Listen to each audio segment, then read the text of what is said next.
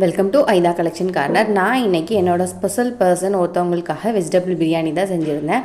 அதோட ரெசிபி தான் நம்ம இன்றைக்கி பார்க்க போகிறோம். ஃபஸ்ட்டு தேவையான காய்கள் எல்லாமே நீங்கள் கட் பண்ணி வச்சுக்கோங்க. அண்ட் தேங்காய் பாலுமே எடுத்து வச்சுக்கோங்க. கட்டி தேங்காய் பால், தனி தேங்காய் பால் ரெண்டுமே சேர்த்து ஒன்றாவே எடுத்து வச்சுக்கோங்க. ஏன்னா நம்ம ஒன்றா தான் ஆட் பண்ண போகிறோம் அப்படிங்கிறதுனால. இன்றைக்கி நான் 2 பேருக்கு தான் செய்கிறேன் அப்படிங்கிறதுனால குக்கரில் தான் செஞ்சுருந்தேன். குக்கரை வச்சுட்டு ஆயில் ஊற்றிட்டு அதுக்கப்புறம் நெய் ஆட் பண்ணிக்கோங்க. நிறைய பேர் பட்டை, கிராம்பு, ஏலக்காய் ஸ்டார்டிங்கில் சேர்ப்பீங்க. நான் அது இஞ்சி பூண்டு பேஸ்ட் அரைக்கும் போதே சேர்த்து அரைச்சிருவேன் அப்படிங்கிறதுனால நான் அதை தனியாக ஆட் பண்ண மாட்டேன். அப்புறம் வெங்காயம் போட்டுட்டு மல்லி புதினா போட்டு கொஞ்சம் வதக்கிட்டு இஞ்சி பூண்டு பேஸ்ட் ஆட் பண்ணிக்கோங்க. இஞ்சி பூண்டு பேஸ்ட் போட்டு கொஞ்சம் வதக்குனதுக்கு அப்புறமா தக்காளி போட்டு அது கொஞ்சம் ஸ்மாஷ் ஆகி வந்ததுக்கப்புறம் நம்ம ஏற்கனவே கட் பண்ணி வச்சுருக்க கேரட், பீன்ஸ், உருளைக்கிழங்கு இந்த 3ஐயும் போட்டு நல்லா வதக்கி விட்டுக்கோங்க.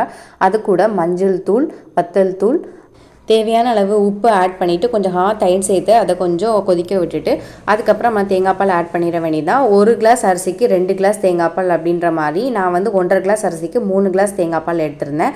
கடைசியாக கொஞ்சம் நெய் ஆட் பண்ணி கொஞ்சம் கொதி வந்ததும் அப்படியே லிட்டை க்ளோஸ் பண்ணி 2 விசில் போட்டு எடுத்தீங்க அப்படின்னா உங்களுக்கு வந்து டேஸ்டியான வெஜிடபிள் பிரியாணி ரெடி ஆயிரும். அன்னைக்கு நான் வந்து என்னெல்லாம் பண்ணியிருந்தேன் அப்படின்னா vegetable biryani, egg raita and cauliflower 65 இதெல்லாம் தான் நான் அன்றைக்கி செஞ்சுருந்தேன். நான் யாருக்காக இதெல்லாம் ஸ்பெஷலாக பண்ணியிருந்தேனோ அவங்க இதை சாப்பிட்டு பார்த்துட்டு ரொம்பவே நல்லாயிருக்கு அப்படின்னு சொல்கிறத கேட்கும்போது எனக்கு ரொம்பவே ஹாப்பியாக இருந்துச்சு. இந்த மாதிரி யாராச்சும் நீங்கள் செஞ்ச சாப்பாடை சாப்பிட்டுட்டு நல்லாயிருக்குன்னு சொல்லியிருக்காங்களா அப்படின்னு மறக்காமல் கமெண்ட்டில் சொல்லுங்கள். தேங்க்யூ.